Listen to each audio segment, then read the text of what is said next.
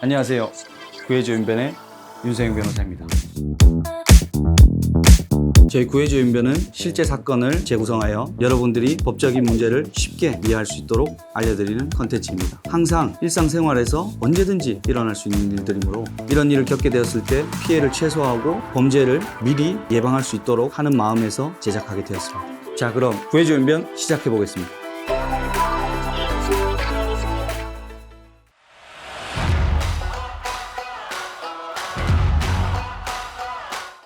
안녕하세요. 저는 교사 퇴직 후 노후를 준비하기 위해 해외 직구 사업으로 제 인생의 두 번째 무대를 꿈꾸는 김진영입니다. 열심히 준비한 덕에 많은 금액은 아니지만 그래도 저희 부부가 지내는 생활비 정도는 마련할 수 있었습니다. 그러던 어느 날이었습니다. 여보! 뭐 하고 있어? 아이, 나 이거 지금 새로운 아이템 준비하고 있지. 이게 뭔데? 대마 오일. 미쳤어? 아이, 이게 대마가 아니라 대마 오일이라고. 그냥 인터넷에서 주문하면 그냥 이렇게 바로 오고. 대마 오일은 절대로 문제가 되지가 않아요. 오히려 난치병이나 불치병 걸린 사람들한테 이 약용으로 쓰이기도 하고 그런다고. 그렇구나. 아무튼 별 문제 없는 거지? 아, 당연하지. 6개월 후. 경찰입니다. 문 여세요.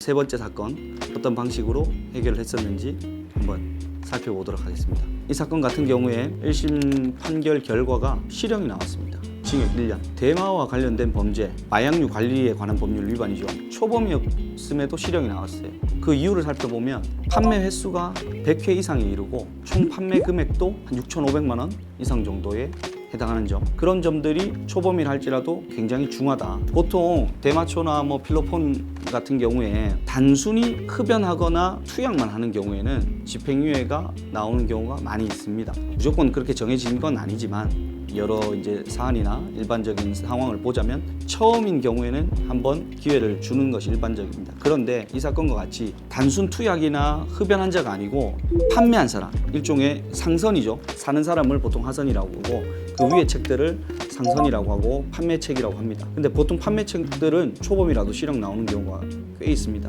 100회 이상 6,500만 원 이상 금액이면 굉장히 큰 부분이에요. 그렇게 바로 1심에서 실형이 나왔던 거예요.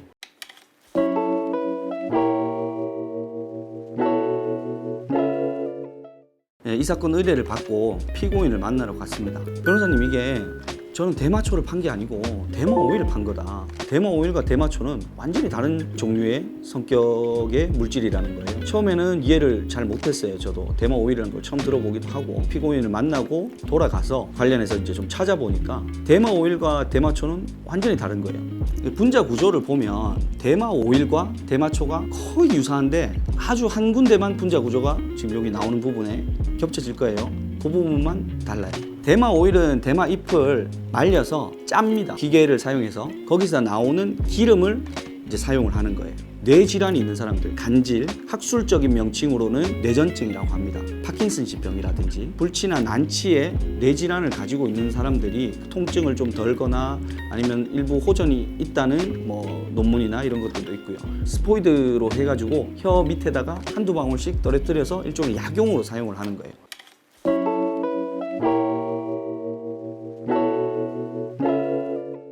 대마초 같은 경우에는 잎을 말려가지고 말아서 보통 담배처럼 피우죠. 이용하는 방식이 완전히 달라요. 우리 마약 범죄를 강력하게 처벌하는 이유가 뭐예요? 마약 범죄는 사회 질서를 굉장히 문란화시키는 면이 있어요. 마약이라는 게 환각 증상이잖아요. TV에서도 나온 적도 있죠. 알몸으로 길거리를 달린다든지 운전을 한다든지 그로 인해서 다른 사람에게 또 이 마약을 권하거나 전파시키거나 몰래 놓거나 이렇게 해서 사회를 아주 병들게 하는 범죄예요. 마약에 관련해서는 굉장히 강력하게 처벌을 하는 것이에요.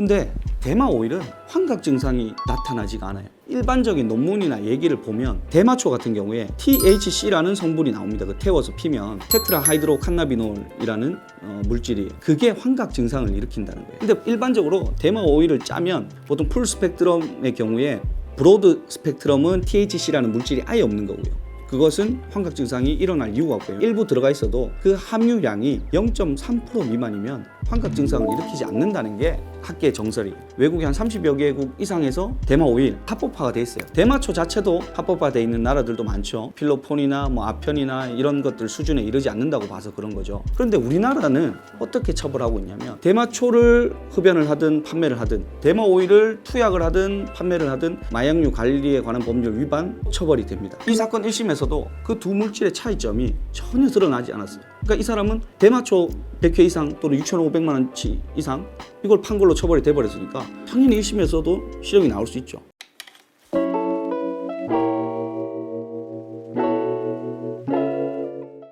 그런데 이 사건을 자세히 살펴보니 환각 증상을 느끼려고 대마 오일을 사는 사람은 없어요. 대마초는 그 금액이 몇천 원에서 몇만 원 정도 수리면 되지만 대마 오일은 20-30만 원씩 들어요. 아니 환각 증상도 제대로 느껴지지 않는데 대마 오일 구입하는 사람들은 병으로 인해서 좀 고통이 많은 사람들, 고통을 좀 덜기 위해서 구입하는 사람들이 대부분이라고 생각하시면 돼요. 근데 그런 점들이 재판에서 전혀 드러나지 않았으니까 이 사건을 맡았을 때 그 부분을 확실히 재판에서 우리가 강조를 해야 되겠다. 두 번째는 이 사건의 특이했던 건 100회 이상을 팔았다고 하면 그 100회 이상을 산 사람도 있는 거예요. 그런데 이 사건에서 검사가 매수자는 단 한 사람도 기소하지 않았어요. 지금까지의 수사 체계에서는 최종 기소권은 검사가 가지고 있어요. 이 사건을 기소할지 말지. 제가 생각했을 때는 아마도 처벌 가능성이 그렇게 크지 않기 때문에 이거 전부 다 몸이 아파서 안 좋아서 구입하는 사람들인데 이 사람들을 그렇게 처벌할 필요성이 없다라고 느꼈던 거예요. 제가 재판에 가서 어필을 했어요. 그 부분을. 재판장님도 이 사건에서 왜 매수한 사람들은 기소가 되지 않았느냐 실제로 같이 궁금해했어요. 아무래도 처벌의 필요성이 좀 낮아서 그렇게 한 게 아닌가라고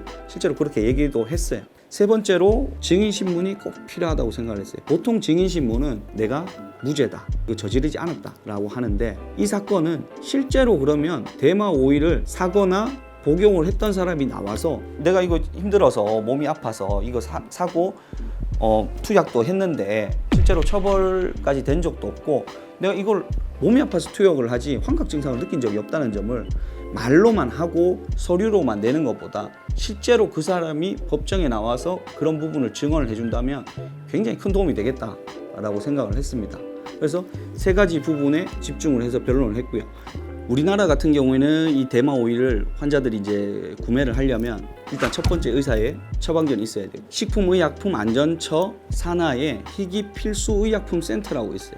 이 센터를 통해서만 들여와야 되는 거예요. 평소에 이렇게 재고 물량을 많이 쌓아놓는 게 아니에요. 신청이 들어오면 그때서야 이제 해외에 구매 발주를 넣어서 이제 들여오다 보니까 보통 2달 이상이 걸리는 거예요. 근데 이게 지금 당장 필요한 사람들 입장에서는 뭐 구매 재고를 쌓아놓고 미리 구매해놓고 할 수도 있겠지만 한 병에 20만 원이에요. 경제적 형편이 넉넉한 사람도 있겠지만 아닌 사람도 많이 있을 수 있잖아요. 음성적인 경로로 구매를 하게 되더라고요. 그래서 그런 부분들을 재판에 적극적으로 알렸어요. 관련 기사, 자료, 논문, 그리고 마지막으로 이제 찾았던 게 관련 유사 판결들도 많이 찾았습니다. 대마 오일 같은 경우에는 확실히 대마초와 다른 면이 있어서 초범 같은 경우에는 집행유예로 처벌한 사례들이 많이 있었어요. 우리 피고인은 구속이 돼 있으니까 가족분들한테 좀 부탁을 해서 그 매수자분들한테 연락해서 관련된 탄원서 30-40분 정도 그래도 그분이 대마 오일을 좀 쉽게 구해줘서 병을 치료하는데 고통을 더는데 도움이 많이 됐다라는 얘기들을 해줘서 최종적으로 항소심에서 집행유예 판결을 받을 수가 있었습니다.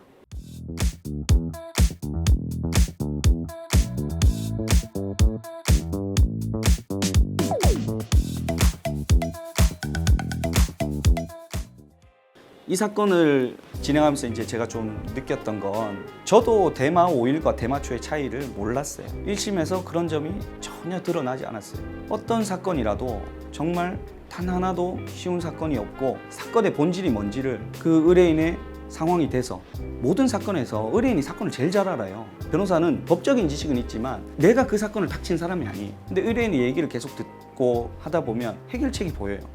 죄에 합당한 형벌을 받아야 되잖아요. 그래서 변호인이 있는 거고 이 정도면 그리고 초범이고 평생 교직에 머물르셨던 분이고 사회를 위해서 좋은 일도 많이 했고 난치의 환자들을 위해서도 충분히 도움이 된 점도 있었고 이런 점들이 고려가 된다면 당연히 이번에는 집행유예 판결을 내리는 것이 맞다고 생각이 들었습니다. 오늘 세 번째 사건 살펴봤고요. PD님 웃고 계신데 제가 이거 구독과 좋아요를 자꾸 못해가지고 도움이 되신다면 구독과 좋아요 부탁드립니다.